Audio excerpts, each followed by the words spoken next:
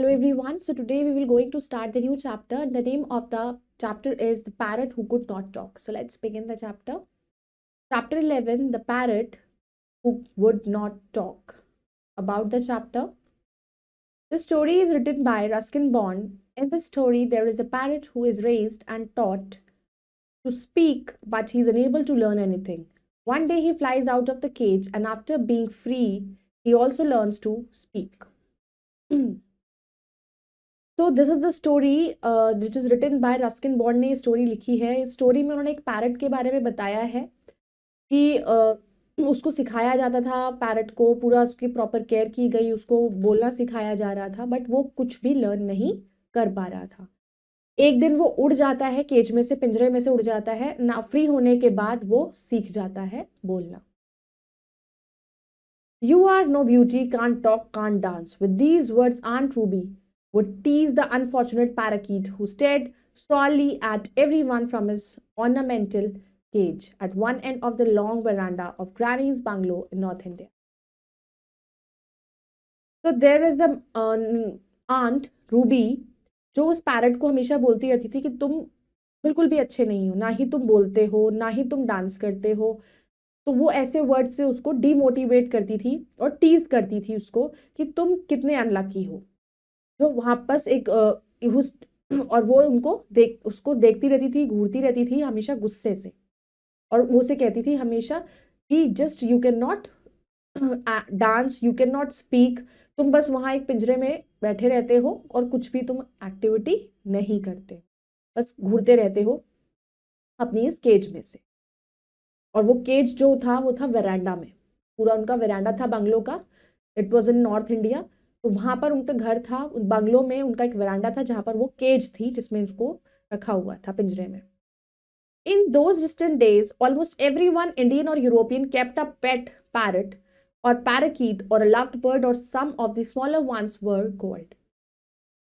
उस टाइम की बात में कुछ ऐसा ऑलमोस्ट हर घर में, इंडियन हो या यूरोपियन हो, हर कोई एक पैरट को एक एज अ पेट अपने पास रखता था, पालता था।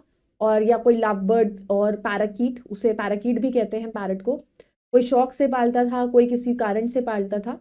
But most of the people they just use to keep the parrot as a pet, as some of the smaller ones were called. Sometimes these birds became great talkers, or rather imitators, and would learn to recite mantras, religious chants, or scoldings to the children of the house, such as "Padho beta padho," study child study. कई बार ये जो birds होते हैं ये बहुत बोलते हैं। कई बार पैरट तो इट इज़ वेरी टॉकेटिव, तो रादर एक्टिंग भी करते हैं, इमिटेट करते हैं, आप जैसा बोलते हो वही रिपीट करते हैं या फिर एक्ट भी कर देते हैं। तो अगर आप मंत्र पढ़ रहे हो तो वो मंत्र भी लर्न कर लेंगे, कोई भी रिलीजियस मंत्र। या अगर आप अपने घर में किसी को डांट रहे हो, फिर scolding the children of your house, जैसे कि पढ़ो बेटा पढ़ो, तो इवन वो भी पीछे पीछे वैसा ही बोलने लगते हैं। और the benefit of boys like me, don't be greedy, don't be greedy, या फिर ऐसे भी, मतलब वो रिपीट करते हैं don't be greedy, don't be greedy. तो वो कुछ वर्ड्स ऐसे होते हैं जो वो रिपीट कर देते हैं। तो these expressions were of course picked up by the parrot over a period of time after many repetitions by whichever member of the household had taken on the task of teaching the bird to talk. तो ये expressions जो होते हैं वो parrot को जो है कुछ टाइम के बाद वो याद हो जाते हैं और वो उसी को बार बार बोलना शुरू कर देता है। तो वो पिकअप जल्दी करता है, क्योंकि अगर आप कोई पीरियड ऑफ टाइम में एक ही वर्ड का रिपीटिशन घर में आपका हो रहा है तो वो उसको पकड़ लेता है कि किस मेंबर का वर्ड है ये फिक्स और जो ये बोलता है। तो जो भी मेंबर होता है हाउस होल्ड का वो उस वर्ड को रिपीट करता है। तो वो जैसे specially the person who task of teaching the bird, कि जो पढ़ाते हैं बर्ड्स को सिखाते हैं बोलना, तो वो भी रिपीट करते हैं। तो वो उस बर्ड को जब आप डेली बेसिस पे वो वर्ड सिखाओगे तो वो सीख लेता है parrot. But our parrot refuse to talk, लेकिन हमारा पैरट नहीं सीखना चाहता। He had been bought by Aunt Ruby from a bird catcher who had visited all the house on a road selling caged birds ranging from colorful vagariers to happy little manas and even common sparrows that had been patted with paint and passed off as some rare species. So it has been bought by Aunt Ruby. उनको लेकर आई from एक bird catcher, जो सारे house में हमारे road में aunt Ruby लेकर आई थी उसको, उस पैरट को, एक बर्ड कैचर से जो बर्ड्स वगैरह को पकड़ते हैं। तो वो हन विजिटेड ऑल द हाउस में, उन्होंने सब जगह ऑन आर रोड जो जितने भी घर सब विजिटेड उन्होंने करा। जो पिंजरे में पैरट्स को, you all must have seen that there are many people who keep on selling the parrots in the cages along with the cages. तो वहीं से वो लेके आई from colourful budgerigars to happy little mynahs भी थी उनके पास, इवन स्पैरोज भी थी वहां पिंजरे में that had been painted with paint and passed off for some rare species भी उसमें थी। Neither granny nor grandfather were keen on keeping cage bird as pets, but Aunt Ruby showed signs of throwing a tantrum if she did not get her way, and Aunt Ruby's tantrums were dreadful to watch. So what he said that कि ना ही ग्रानी और ना ही हमारे जो grandfather थे उन्हें cage birds रखना पसंद था एक पेट की तरह, बट जो आंट रूबी थी उन्होंने ऐसा शो किया, she was very much fond of, means she's keep on throwing the tantrum if she did not get her way, and Aunt Ruby's tantrums जो थे वो बहुत ही देखने लायक थे, they are very dreadful, she used to shout and she used to show off a lot. So anyway, she insisted on keeping the parrot and teaching it to talk. फिर वो मानी, parrot को रखने के लिए इंसिस्ट किया उन्होंने और फिर उसको बोलना सिखाया। But the bird took an instant dislike to my aunt and resisted all the pleasant things she said.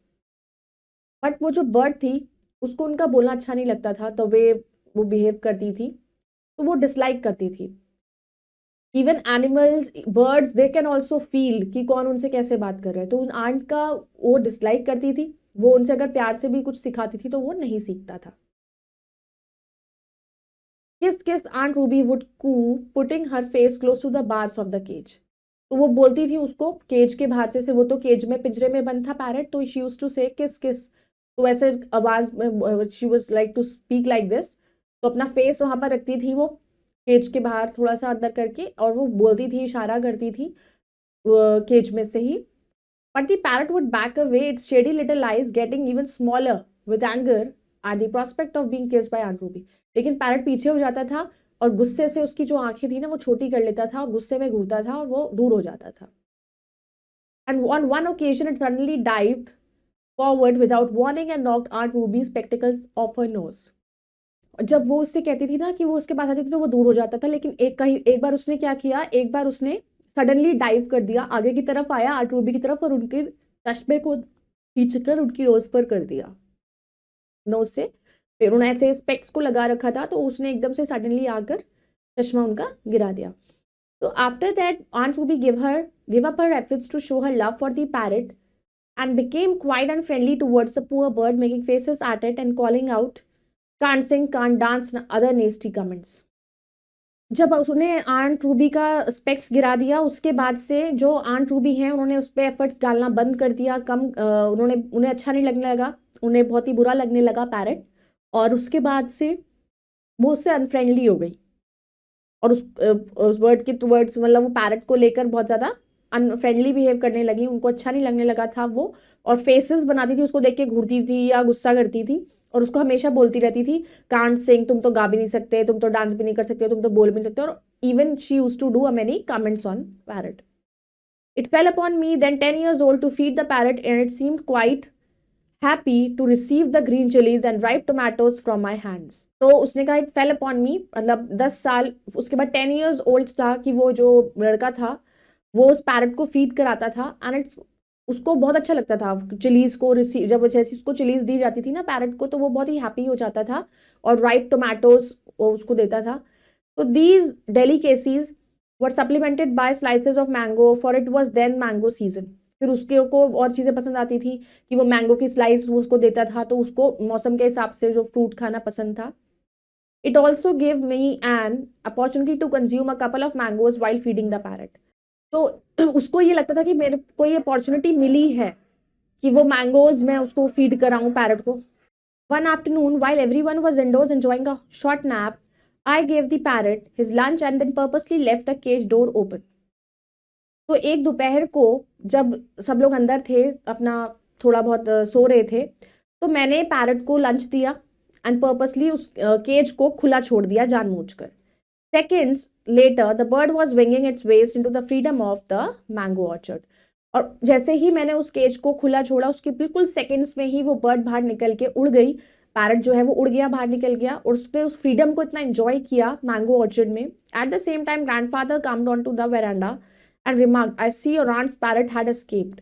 उसी टाइम पे ग्रैंडफादर जब वेरांडा में आए तो उन्होंने बोला कि मैंने देखा है तुम्हारा जो आंट का पैरट है वो छुप गया, निकल गया. The door was quite loose, I said with a shrug. तो उसने बोला जो इसका डोर था ना वो लूज हो रहा था. He was pretending as if कि उसको पता नहीं था. Well, I don't suppose we'll see it again. और मुझे नहीं लगता वो वापस आएगा. Aunt Ruby was upset at first and threatened to buy another bird. Aunt Ruby शुरू में तो बड़ी दुखी हुई, लेकिन बाद में उसको धमकी दी कि मैं दूसरी बर्ड ले आऊंगी. We put her off by promising to buy her a bowl of goldfish. तो हमने उनको किसी तरीके से कहा कि हम एक काम करेंगे, हम आपके लिए एक बाउल ऑफ गोल्ड फिश लेकर आएंगे, उसमें गोल्ड फिश होगी. But gold fish don't talk, she protested. लेकिन वो आर्ग्यू करने लगी कि गोल्ड फिश तो बात ही नहीं करती है. Well, neither did your bird, said grandfather. तो ग्रैंडफादर ने कहा तुम्हारी बर्ड जो पैरट था वो भी तो बात नहीं करता था. So will get you a gramophone. तो हम तुम्हें ग्रामोफोन ला सकते हैं. You can listen to Clara Buck all day. तुम क्लारा बक को सुन सकती हो. Then say she sings like a nightingale. और then you can know and you can say कि वो तो नाइटिंगेल की तरह गाती है. I thought we had never seen the parrot again, but it probably missed its green chilies because a few days later I found the bird sitting on the veranda railing, looking expectantly at me with its head cocked one side. तो उसने सोचा, I thought कि हमने उस parrot को कभी दोबारा नहीं देखा, लेकिन प्रॉबेबली उस ग्रीन चिलीज को मिस्ड किया, वो कर रहा होगा, क्योंकि कुछ ही दिन पहले मैंने उस बर्ड को वहाँ वेरांडा की रेलिंग पर बैठे हुए देखा था और वो उम्मीद कर रहा था कि कोई आए और उसको फीड कराए. Unselfishly I give the parrot half of my mango. तो आई वॉज नॉट सेल्फिश, तो that's why I have given, उसने मैंगो का हाफ उसको दे दिया. While the bird was enjoying the mango, तो जब वो बर्ड मैंगो को एंजॉय कर रही थी तो aunt Ruby emerge from a room and with a cry of surprise called out, look there is my parrot. तभी जैसे वो मैंगो खा रहा था पैरट, तो एकदम से आंट रूबी जो वहां कमरे में से निकल के आई, उन्होंने देखा तो वो चिल्लाई, मतलब सरप्राइज होकर वो ज्यादा, देखो ये रहा मेरा parrot. Come back, he must have missed मी. उसने कहा वापस आ जाओ, हो सकता मुझे याद कर रहा होगा. With a loud squawk the parrot flew out of a reach and perching on the nearest rose bush glared at Aunt Ruby and screamed at her in my aunt's familiar tones. You're no beauty, can't talk, can't sing, can't dance. इतनी जोर से उसने आवाज निकाली और वो उड़ गया वहां से उसकी, कि वो जब तक, मतलब इतनी दूर चला गया कि वो उसको पकड़ नहीं पाए, और पास ही में किसी रोज की बुश पर जाकर वो बैठ गया और आंट रूबी को घूरने लगा और जोर जोर से उसी की आवाज में बोलने की कोशिश करने लगा कि जो वर्ड्स और जैसी टोन वो बोलती थी, जैसे you are no beauty, can't talk, can't sing, can't dance, तो वो सारे वर्ड्स जो वो उसे बोलती थी वो बोलने लगा. Aunt Ruby went Ruby red and dash indoors. Aunt Ruby जो है वो गुस्से से लाल हो गई और वो अंदर चली गई. But that wasn't the end of the affair. लेकिन यहाँ पर बात खत्म नहीं होती. The parrot became regular visitor to the garden and वरांडा.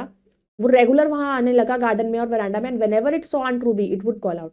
जब भी वो आंट रूबी को देखता था वहां पर, तो वो सेम टोन्स में वो उसी वर्ड्स को रिपीट करता था. You are no beauty, can't talk, can't sing and can't dance. तो parrot had learn to talk after all, और उसको बोलना सीख लिया था. Now let's do the vocabulary. Sadly, in an unfriendly way. Imitator, someone who copies the behavior or actions of another. Tantrum is a sudden explosion of anger. Dreadful, very unpleasant. Shrug, to lift your shoulders as a way of showing that you do not know something. And squawk, to make a loud and pleasant noise. Now comes the testing time. Take the correct option and mark it in OMR sheet. From where did Aunt Ruby buy the parrot? From the bird catcher. What did Aunt want to teach the parrot? Talking.